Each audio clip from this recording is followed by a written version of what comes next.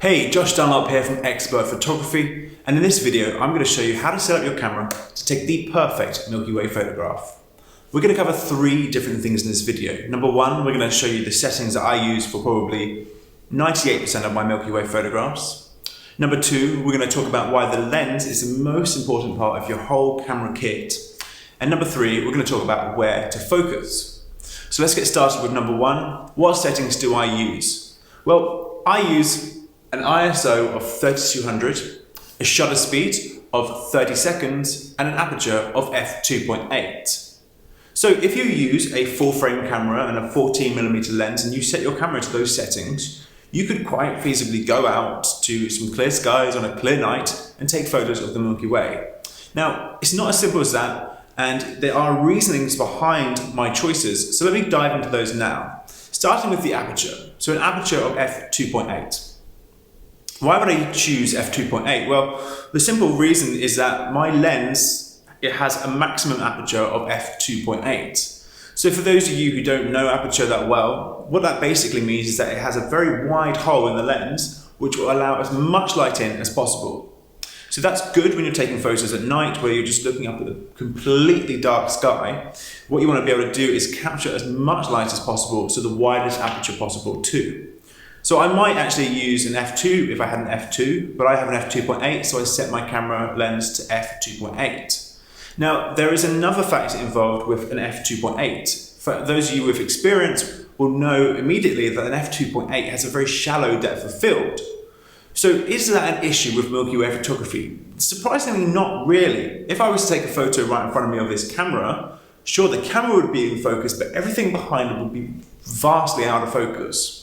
However, you're taking photos of the stars. They are literally billions of miles away. So when you're focusing that far away, you don't actually differentiate the difference in distance. So actually depth of field isn't a worry at all when you're taking photos of the Milky Way. And also, using an f2.8 rather than, let's say, an f2, you do actually get a pretty decent depth of field should you decide to add a foreground interest, like a tree or a house or a road or something. You have an f2.8, you're going to get a much better depth of field, and you'll get both the foreground interest in focus and the Milky Way. Of course, the Milky Way takes priority, but you'll get both in focus, which is really useful. So, moving on, we have a shutter speed of 30 seconds. Now, why 30 seconds? Well, that is largely to do with the lens, which we'll cover in the next section of this video. But what I will say is that 30 seconds, I can set my camera on my tripod, set it to 30 seconds and take a photo, and I don't have to worry about checking to see how long I've been taking a photo for, because 30 seconds, if you've experimented with shutter speed, you'll see, is the farthest you can go to take a photo. You'll see, you may be able to see that set to 30 seconds there without going into bulb mode.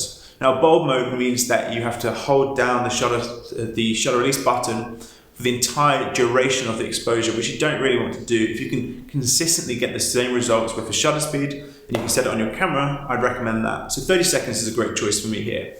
And lastly, we use an ISO of 3200. The reason we use 3200, and it might seem like an absurdly high ISO, is because we're shooting in the middle of the night in a almost pitch black environment. We need to get as much exposure as possible, so we push the exposure with the ISO. If I was to go into the park right now in the middle of the day and take a photo with an ISO of 3200, that would be absurd. That would be pointless, because as I'm sure you're well aware, when you increase the ISO to a high number like 3200, what you're going to do is you're going to start to see a lot more digital noise and grain and just artifacts in the photos, which will reduce the quality. However, when you're shooting at night, that is much less of an issue, and it is expected with Milky Way photography that you're going to have a high ISO. You can push it to 6400 and still get away with it. It's not as much as an issue as you may think when it comes to taking photos at night. So moving on, we also have the lens. Why is the lens so important? I'm using a 14mm lens here, which, as you're probably aware, is ultra wide, super wide. You can get it's almost fisheye, it's that wide. You can see a lot with this lens. The reason I choose this is because I don't want to zoom in on the stars. You might think, well, the stars are really far away, I want to zoom in, right? That's wrong. If you zoom in on the stars, you start to see the movement of the stars. Also, you don't get to see nearly as much of the Milky Way, but you start to see movement. If you're wondering why you'd see movement on a star that is billions of miles away, well, you're not actually seeing movement of the stars. What you're doing is the Earth is moving and you're perceiving the movement as the stars. So when you take longer exposures, you will start to see them move. It doesn't take long at all. It can happen in, well, depending on what you're using. If you're using a beginner SLR, you can see it within 30 seconds. So that's why you need to be careful. So you want to go for a wide angle lens, an ultra wide if you can. This is a 14mm, that would be classed as ultra wide. It's just before fisheye really. So why is this? Well, there's a simple calculation for this actually. It's called the 500 rule. And what you do is you take 500 and you divide it by your focal length, and that will tell you the maximum exposure time that you can capture without having to worry about capturing movement in the stars. So what we do is we take 500 and we divide it by 14, and that tells me 35.71 seconds is the maximum exposure time that I can take with this lens on without having to worry about capturing motion blur, which is great. Now, that said, this is me using a full frame body. A full frame body, if you have a look inside here, you'll see a full frame body is probably a lot larger than, if you have an entry-level digital SLR, that's a lot larger than you would expect. Entry-level digital SLRs like a Canon Digital Rebel or 500D or a Nikon 5300, whatever number they're up to now, they have a considerably smaller sensor inside, and the result of that is that you're effectively zooming in on the lens by a factor of 1.5 or 1.6. So if you were to work this out with your camera, if you have an entry-level digital SLR, you would need to take that same number again and divide it further by 1.5 or 1.6. So let me just go into that in slightly more detail. You would take 500 and you divide it by 14mm if you're using a 14mm lens. But let's say you've got a crop sensor camera, you're using a Nikon and it's got a crop factor of 1.5, which I believe it does. What you do then is you take the 35.71, which we have here, and you divide that by 1.5 again, and that tells you 23.80. So then you know that your maximum shutter speed is 23.80 seconds before you start to see the stars moving in the sky. So it's a simple calculation, but it's worth knowing because you don't want to start getting out in the field and having to constantly experiment with the different shutter speeds. You'd rather just work out whatever it is on your camera and your gear at home, set it, and then walk out your house with your camera ready to go. As soon as you get there, the camera goes on the tripod and you start taking photos. That's the aim of this video really, is to give you the information for your camera so that you're ready to walk out the door and go and start taking great photos of the Milky Way.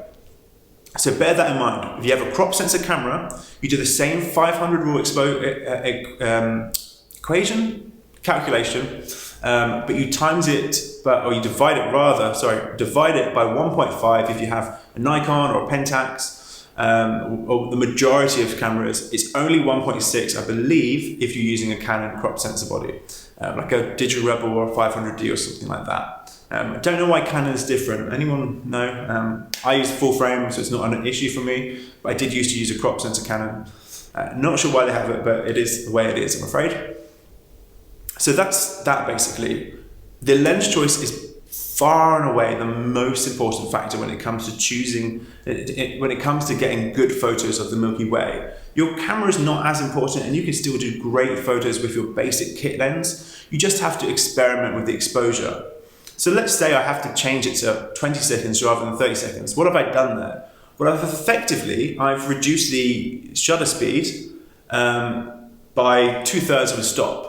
So I need to increase the ISO by 2/3 of a stop. So I changed the ISO from 3200 to 5000, and like that, I'm back to where I was. All you have to do is just increase the ISO. It's a balancing act. So just, if you take part of the exposure away from somewhere, you add it in somewhere else, and it's done. So your camera is actually perfectly capable of taking Milky Way photos. Now finally, where do we focus? This is the simplest question of them all. You focus at infinity. Don't worry about focusing, some people say 1/3 of the way into the frame, you don't want to focus on the distance. It's the stars. They are about as far away as you could ever possibly wish to imagine. So you want to focus at infinity, and that's basically where they are. To focus on infinity on your camera or your lens, what you want to do is either find the infinity shape which looks like this, it's like a sideways 8, and line up the focus line in the middle, Or on occasion you'll find lenses that have like a downward L like this, and the little vertical line. You would take that vertical line, you'd line that up with the focus point on your lens, and that sets it to infinity. Super easy, super simple to do. Manual focus always when doing Milky Way photography. The last thing you want to do is go and take a photo of the Milky Way and have it go zoom, zoom, zoom, zoom, and try and focus again. So thanks very much for watching. Just to recap quickly, you set your aperture to the widest it will go, the shutter speed to the longest exposure that you can capture without capturing movement in the stars, and your ISO basically makes up for it. Starting at 3200, and you can push it all the way up to 6400, not an issue. And even further, I mean, the idea is to get the shot. The quality at the end of the day, it comes down to your gear. That can always be improved. What you want to know is the technique on how to do it. And always set your focus to infinity on manual focus. If you enjoy Milky Way photography and you're excited about it, I can't think of anything more exciting personally than going out and capturing the Milky Way, then have a look at what I've got below on this page. I've just released a brand new course on Milky Way photography, walking you through every single step of the way. We go out to Joshua Tree, California, and I show you exactly the steps we take to capture the amazing images on this page. I took every single one of them, so I'm allowed to call them amazing, but you let me know what you think. Check it out below. Thanks very much for watching.